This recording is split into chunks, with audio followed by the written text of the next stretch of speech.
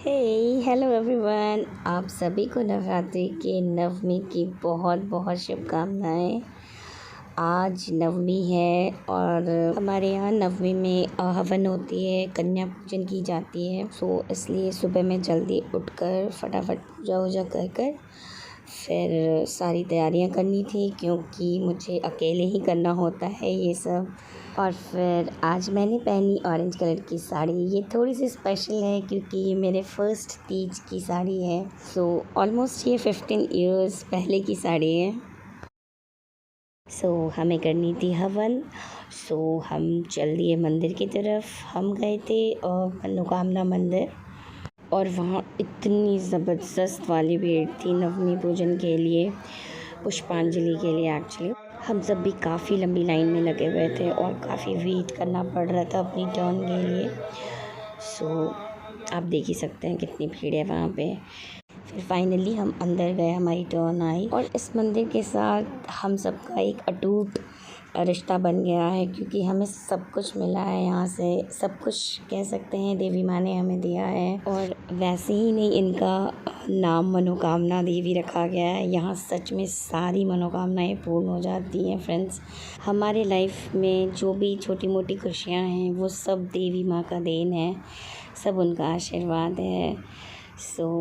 हम लोगों ने फिर फाइनली पुष्पांजलि दे दी, और फिर पुष्पांजलि के बाद मिला थोड़ा सा माँ का आशीर्वाद मुझे, जिसे पाकर मैं बहुत खुश हो गई, बहुत ही ज़्यादा। लेकिन मन थोड़ा उदास भी था, क्योंकि 9 डेज़ की कंप्लीट नवरात्रि के बाद अब ये लास्ट डे है, तो थोड़ा सा मन अपसेट था। बट फिर उसमें से जो आशीर्वाद मिला था उसमें से मैंने चूड़ियाँ निकाल कर पहन ली, बाकी चीज़ें मैंने रख दी। और आप सबके प्यार और आशीर्वाद से मेरा नवरात्रि जो है बहुत अच्छे से बीत गया, और भगवान इसी तरह मेरे परिवार पे हमेशा आशीर्वाद बनाए रहें। मैं सबसे ज़्यादा खुश इस बात को लेकर थी कि मुझे मैचिंग चूड़ियाँ मिली। Means exactly the same colour of sari I was wearing, I got the same colour of churi. और पुष्पांजलि के बाद एक्चुअली हम हवन का वेट कर रहे थे। मैंने 1-2 सेल्फ़ी लेने की कोशिश की, बट फास्टिंग की वजह से सेल्फ़ी तो अच्छी नहीं आई। और फिर कन्या पूजन भी करना था, कुंवारी कन्याएं खिलानी थी मुझे, तो उस चीज़ की टेंशन हो रही थी। नवमी होने के कारण मंदिर में बहुत भीड़ थी, और हवन की वीडियो तो नहीं ले पाई मैं, बट हवन के पहले जो हवन कुंड सजा था वो मैंने लिया है। और फिर हम हवन के बाद घर आ गए, क्योंकि कन्या खिलानी थी, सबको मैंने टाइम दिया हुआ था। फिर सारी चीज़ें कियारा ने एक पॉलीथीन में पैक की, ये बोलकर कि मम्मा बहुत दिक्कत होता है जब कोई हाथ में प्रसाद दे देते हैं, और घर लाने में बहुत प्रॉब्लम होती है। और यहाँ से स्टार्ट हुई मेरी नवमी की कन्या पूजन। मुझे 9 देवियाँ मिल चुकी थी। कन्या पूजन हम बहुत पहले से करते हैं, जब से मेरी शादी हुई उसके बाद से मैं करती ही हूँ। नवरात्रि में लास्ट ईयर से मैंने स्टार्ट किया है, बट कन्या पूजन हम लास्ट 16 ईयर से कर ही रहे हैं। मेरे हस्बैंड ने सभी देवियों के पैर धोए, और फिर मैंने उनको सबको बिठाया मैंने एक जगह। और फिर जब तक मैं आलता वगैरह टीका वगैरह लेकर आ रही थी, तब सबका इंट्रो सेशन चलने लगा। ये है छोटी सी कियारा। आपका नाम क्या बेटा? Sandhya. Very good. Megha. Honey. Very good. अच्छा रूही। ये तो हमारी प्यारी सी बिटिया है।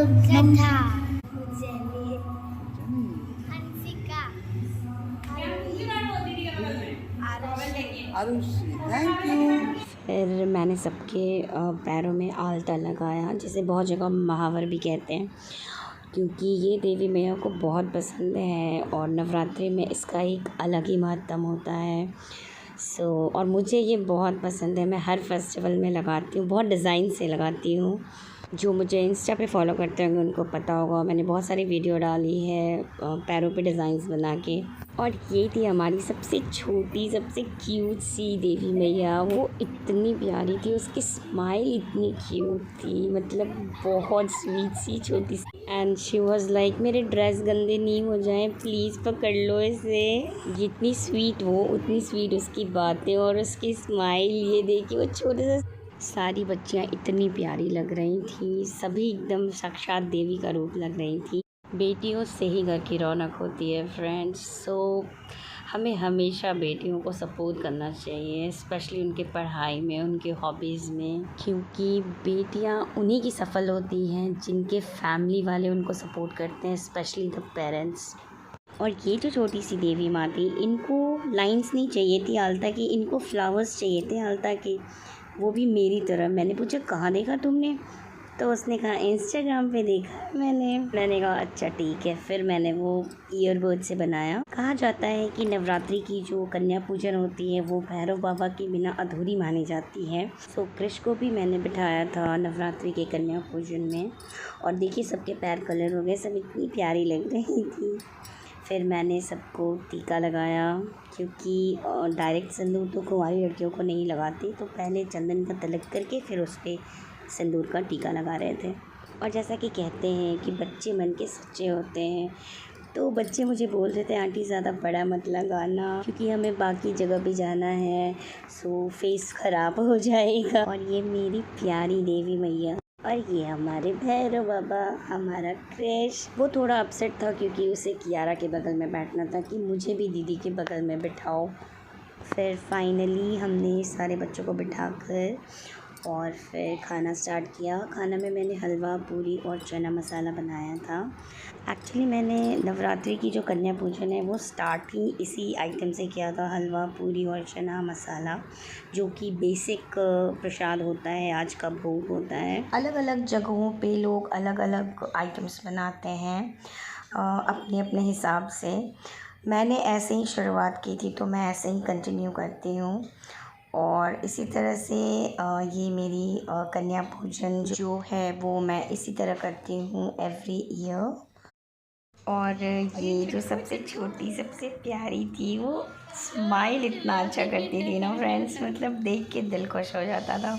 फिर सभी ने अच्छे से खाना खाया प्रॉपरली। फिर हमने सबको जो भी होता है श्रृंगार का जितना भी सामान बच्चों का वो सब दिया। और फिर हमने सारी देवी मैया से भर भर के आशीर्वाद मांगा, एकदम झोली फैला फैला के। बच्चे थोड़ा ऑकवर्ड फील करते हैं इस वक्त, क्योंकि हम भी इस दौर से गुज़रे हैं। हम भी जब कहीं जाते थे कन्या पूजन के लिए और लोग हमें कहते थे कि आशीर्वाद दो, तो थोड़ा सा ऑकवर्ड लगता था।